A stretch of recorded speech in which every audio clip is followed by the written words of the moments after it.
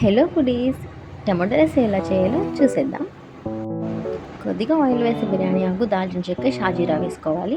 సన్నగా తరిగిన ఉల్లిపాయలు, చీరిన పచ్చిమిరపకాయలు కూడా వేసుకుని వేపుకోవాలి. ఆనియన్స్ పింక్ కలర్ వచ్చే వరకు వేపుకోవాలి.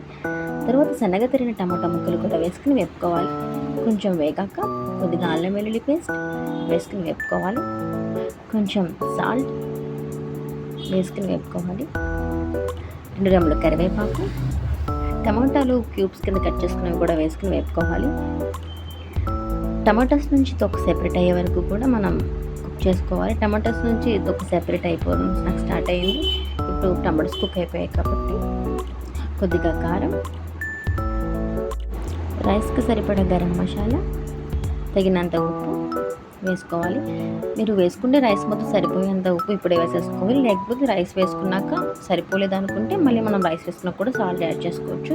ఈ మసాలాలన్నీ బాగా వేగాలి. వేగాక ఉడికించిన అన్నం వేసుకుని హై ఫ్లేమ్ మీద టాస్ చేసుకోవాలి. 2 రెమ్మల కరివేపాకు. ఈ స్టేజ్లోనే మనకు సాల్ట్ సరిపోయింది కదా చూసుకోవాలి. సరిపోతే ఓకే, సరిపోకపోతే ఇప్పుడు యాడ్ చేసుకోండి. మన టమాటో రైస్ అయితే రెడీ అయిపోయిందండి. చిల్డ్ రైతాతో తింటే చాలా బాగుంటుంది. అక్కడక్కడ ఆనియన్స్ తగులుతూ సూపర్ ఉంటుంది.